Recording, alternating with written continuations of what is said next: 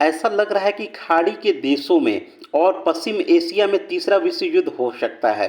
हाल ही में इजराइल ने क्या किया कि ये देख सकते हैं, सीरिया है और सीरिया की राजधानी दमिश्क है।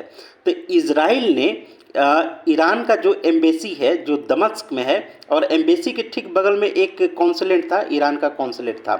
तो यहाँ पे इजराइल ने अपने F-35 जो जेट विमान है उसे भेजा, और भेजकर दमिश्क में जो ईरान की एम्बेसी के कॉन्सुलेट थे उसे उड़ा दिया। अब देखिए, कहीं ना कहीं ये जिनेवा प्रोटोकॉल का उल्लंघन है, अंतर्राष्ट्रीय नियमों का उल्लंघन है।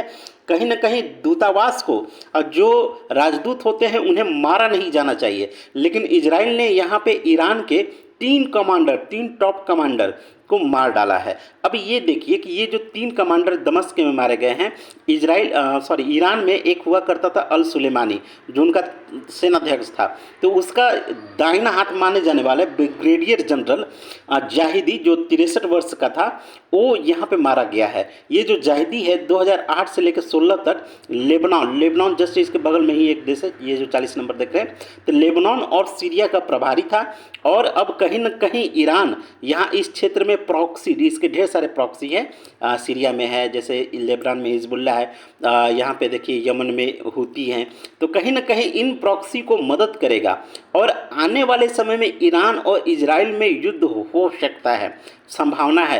हालांकि इस हरकत के बाद कहीं ना कहीं रूस भी यहाँ पे हम देखेंगे ईरान को सपोर्ट कर रहा है, क्योंकि रूस मदद करता है ईरान को। तो यहाँ पे रूस ने यहाँ पे इजराइल की निंदा की है, साथ ही साथ चीन ने भी यहाँ पे इजराइल की निंदा की है। कहा है, जैसे हमारे यहाँ कहावत नहीं है, गोस्वामी तुलसीदास ने कहा है कि समर्थ को नहीं दोष गोसाई।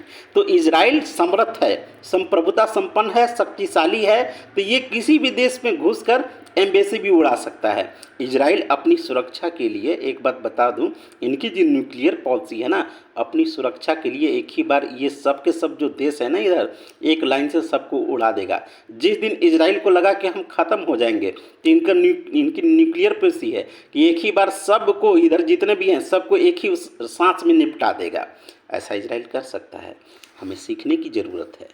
I love Israel.